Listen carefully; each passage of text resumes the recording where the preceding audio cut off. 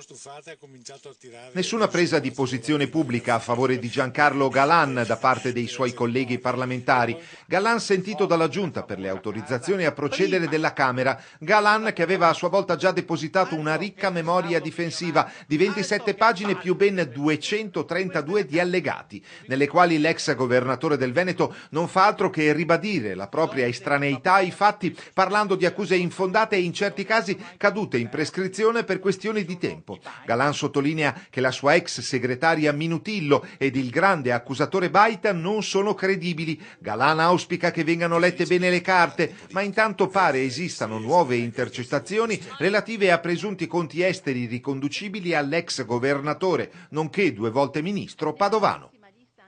Dal punto di vista delle indagini sulle presunte tangenti per il Mose, a 3 settimane dalla clamorosa retata che ha coinvolto a vario titolo una quarantina di persone, il bilancio delle diverse posizioni degli interessati parla di una figura illustre uscita di scena, il sindaco di Venezia Giorgio Orsoni, un latitante, si tratta di un commercialista, e di Patrizio Cuccioletta, ex numero 1 del magistrato alle acque, che ha ammesso di essere stato corrotto dal consorzio Venezia Nuova. Infine la posizione dell'imprenditore vicentino Meneguzzo, quello che ha tentato il suicidio in carcere, la cui vicenda è passata a Milano, dove sarebbe transitata la tangente addebitatagli. Intanto i deputati veneti grillini hanno chiesto l'istituzione di un'apposita commissione sullo scandalo veneziano.